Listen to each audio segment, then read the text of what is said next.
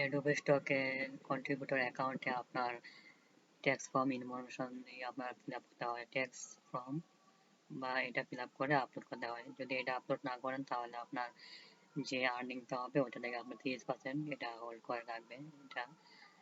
তো আপনি প্রথমে ড্যাশবোর্ডে আপনি লগ ইন করার পরে ড্যাশবোর্ডে আসবেন, contributor.stock.adobe.com এই ওয়েবসাইটে আসলে আপনার ড্যাশবোর্ডে আসবে। তো ড্যাশবোর্ডে আসার পর প্রথমে আপনি কন্ট্রিবিউটর অ্যাকাউন্ট এখানে ক্লিক করবেন। এখানে ক্লিক করলে তারপরে আপনার বাকি ইনফরমেশনটা দেখাবে। তো আমার আজকে একটা ডাউনলোড হয়েছে দেখছেন। তো এইটা ডাউনলোড হওয়ার পরে আমাকে তারা একটা ইমেল দিয়েছে, এই ইমেলটা। তো তারা বলতেছে এটা সাবমিট করার জন্য। তো আমি এতদিন সাবমিট করে নাই, আমি আসলে বিজি ছিলাম। তো আজকে ভাবলাম এটা সাবমিট করে দিই, তো আপনাদের সাথে শেয়ার করি। আমিও সাবমিট করলাম এবং আপনাদের সাথেও শেয়ার করলাম যে আমি কিভাবে এটা সাবমিট করি। এটা আসলে তেমন কঠিন কিছু কাজ না। আমরা যেভাবে শাটারস্টকে যেভাবে সাবমিট করেছি সেই ভিডিওটা দেখে নিতে পারেন, আমার চ্যানেলে আছে, দেওয়া আছে। তো ওইরকমই অনেকটা। তো প্রথমে আমি এখানে কন্ট্রিবিউটর অ্যাকাউন্টে ক্লিক করলাম।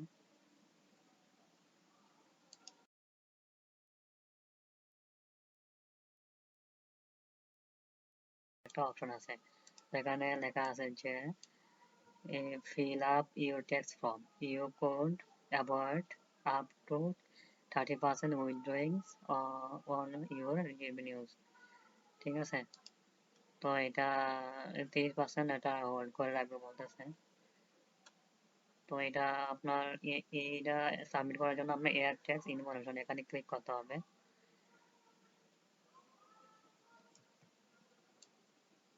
এই অপশনে ক্লিক করবেন। তো এখানে কিছু লেখা আছে তাদের, তো এটা আপনার লেখে আপনার এখানে কন্ট্রিবিউটর লেখা ক্লিক করতে হবে, যে কন্ট্রিবিউটর এই অপশনে ক্লিক করতে হবে। তো এখানে দুইটা অপশন আছে, তো আমরা প্রথমে দিব যেহেতু আপনি একা কাজ করেন ইন্ডিভিজুয়াল দিবেন, আর আপনি যদি কোনো কোম্পানি বা কোনো টিম নিয়ে কাজ করেন তাহলে আপনারা এটা দিবেন। তো আপনি যদি ইন্ডিভিজুয়াল হয়ে থাকেন তো এটা দেবেন। তো আমি এটা দিতেছি, আপনারাও ইন্ডিভিজুয়ালে কাজ করেন তো আপনি ইন্ডিভিজুয়ালি দেবেন। এটা ক্লিক করার পর এখানে ক্লিক আছে কন্টিনিউ, এখানে কন্টিনিউতে ক্লিক করবেন। এখানে কন্টিনিউতে ক্লিক করার পর এখানে তিনটা অপশন আছে, তো আপনি কোনটা দিবেন। আপনি যদি বাংলাদেশে হয়ে থাকেন তাহলে আপনি দিবেন এটা কমপ্লিট WHBEN, এটা এই অপশনটা দিবেন যদি আপনি বাংলাদেশে হয়ে থাকেন। তো আমি যেহেতু বাংলাদেশি তো আমি বাংলাদেশি এটা দিতেছি।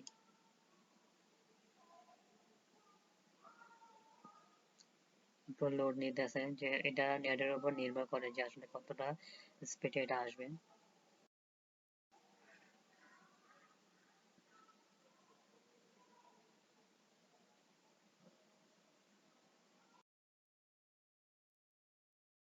তো এই ফর্মটা আমাদের ফিল আপ করতে হবে।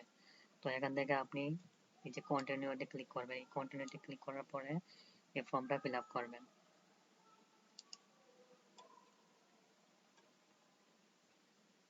তো এখানে আপনার যে লাল স্টার মার্ক করা, স্টার মার্ক করা গুলা আপনি অবশ্যই ফিল আপ করতে হবে। আর বাকিগুলা যেগুলো আছে যেগুলো স্টার মার্ক নাই এগুলো আপনি অপশনাল, এগুলা আপনি ফিল আপ করলেও হবে না করলেও হবে। তবে এই স্টার মার্ক গুলো অবশ্যই ফিল আপ করতে হবে। তো আপনি কিভাবে এটা ইয়ে করবেন, তো প্রথমে এখানে লেখাই আছে ইংলিশে, তারপর আমি কিছু বলে দিতেছি যে 1 নম্বরে লেখা আছে আপনার নেম, আপনার যে নামটা এনআইডি কার্ড অথবা পাসপোর্ট সাইজের পাসপোর্টের যে নামটা দেওয়া আছে সেই পাসপোর্টের নামগুলা অথবা আপনার এনআইডি কার্ডের যে নামটা সেই নামটা দিবেন। এখানে যাই ইনফরমেশন ফিল আপ করবেন আপনার এনআইডি কার্ডের সাথে বা পাসপোর্টের সাথে মিল রেখে করবেন, অথবা আপনি থাকেন সেই ইটিএন এর নামের সাথে আপনি ফিল আপ করবেন, নামটার সাথে ফিল আপ করবেন।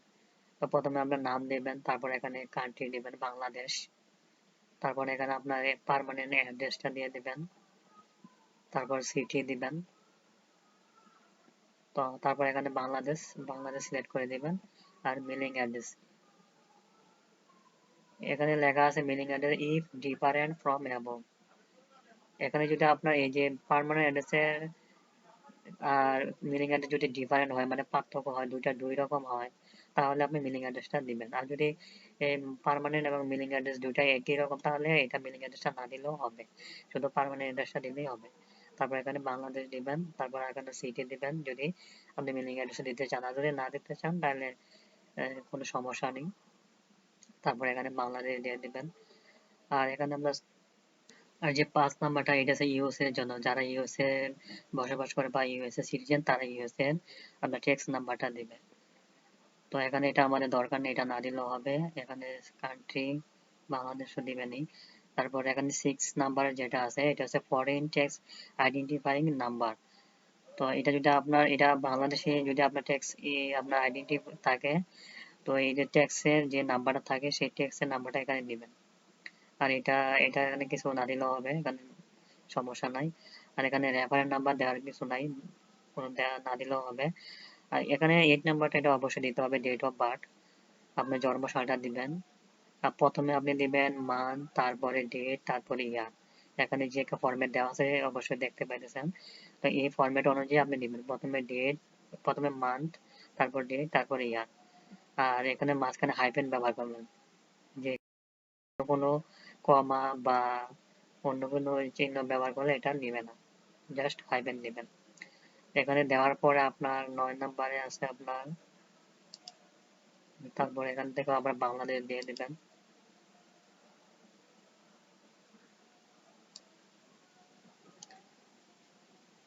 এখানে দিবেন আপনার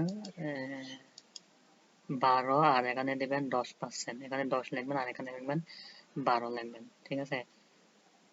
তো তারপরে এটা হয়ে যাবে। তারপরে আপনার এখানে একটা সিগনেচার দিতে হবে। এখানে ক্লিক করলে একটা অটোমেটিক একটা সিগনেচার দেওয়ার জন্য একটা অপশন আসবে, অথবা আপনি যদি এখানে আপনার সিগনেচার না দিতে চান, আপনি কোনো কাগজে লিখে সেটা স্ক্যান করে অথবা ছবি তুলে আপনি সেটাও দিতে পারেন। তারপর এখানে আপনার যে এনআইডি কার্ডের যে নামটা, সেখানে নামটা এখানে লিখে দিবেন, তাহলে হয়ে যাবে। হয়ে যাওয়ার পরে তারপর এখানে অটোমেটিক নাম, তারিখটা নিয়ে নেবে, অথবা আপনি তারিখটা দিয়ে দিতে পারেন।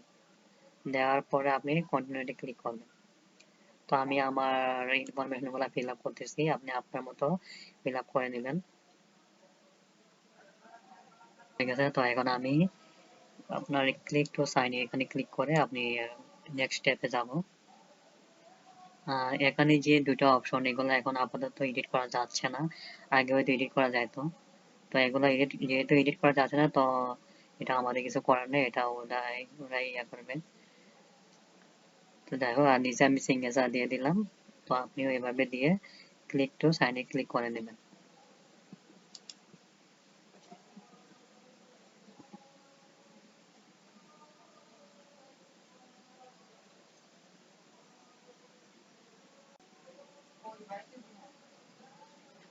তো আমার অলরেডি আপনার সাবমিট করা হয়ে গেছে। তো সাবমিট করা হয়ে যাওয়ার পরে এখানে আপনার একটা ডাউনলোড করতে পারবেন, আপনি ইচ্ছে করলে এখান থেকে একটা কপি ডাউনলোড করে নিতে পারবেন। আর তারপরে ব্যাক টু অ্যাকাউন্ট, এখানে ব্যাক টু অ্যাকাউন্টে ক্লিক করে আপনার অ্যাকাউন্টে যেতে পারেন। আমাদের ট্যাক্স ফর্মটা ভ্যালিডেট মানে সাবমিট হয়ে গেছে। এই যে ভ্যালিডেট লেখা থাকলে বুঝবেন যে আপনার ট্যাক্সটা সাবমিট হয়ে গেছে। তো এই ছিল আজকের মতো ভিডিও। কেমন লাগলো ভিডিওটা জানাবেন, কোথাও ভুল থাকলে সেটাও বলতে পারেন, বা ভিডিও কোয়ালিটি বা You've অন্য got কোনো mail. সমস্যা থাকলে সেটাও বলতে পারেন। আসলে অনেকে ভিডিও দেখেন ঠিক আছে, কিন্তু ভিডিও দেখার পরে লাইক কমেন্ট কোনো কিছুই করেন না।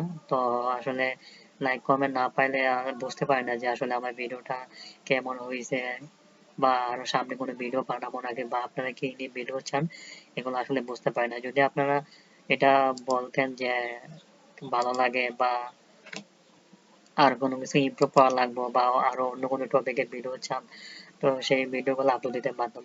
আপনার ভিডিওতে কমেন্ট করেন না, লাইক করেন না, তো বা তো যদি ভিডিওতে লাইক কমেন্ট না পড়ে, তাহলে তো ভিডিও বানাতে উৎসাহ পাই না। যদি আপনি লাইক কমেন্ট করেন, তাহলে বুঝবো যে আমার ভিডিওটা মানুষে দেখতেছে, লাইক কমেন্ট করতেছে, মানে ভিডিওটা ভালো হইতেছে, তাহলে আরো অন্য ভিডিও, নতুন ভিডিও বানাতে মানে ভালো লাগে আর কি। তো যাই হোক, যদি ভিডিওটা দেখে কিছু শিখতে পারেন, নতুন কিছু জানতে পারেন, তাহলে ভিডিওটাতে একটা লাইক দিবেন, কমেন্ট করে জানাবেন কেমন লাগলো, খারাপ হলেও জানাবেন, তো ভালো লাগলেও তো জানাবেন। আর সাবস্ক্রাইব করতে ভুলবেন না, সাবস্ক্রাইব করে পাশে থাকা বেল আইকনটা অন করে দিবেন। তাহলে আমি যখন নতুন করে ভিডিও আপলোড দেবো, তাহলে আপনি একটা নোটিফিকেশন পাবেন সাথে সাথে। তো ধন্যবাদ সবাইকে, আল্লাহ হাফেজ।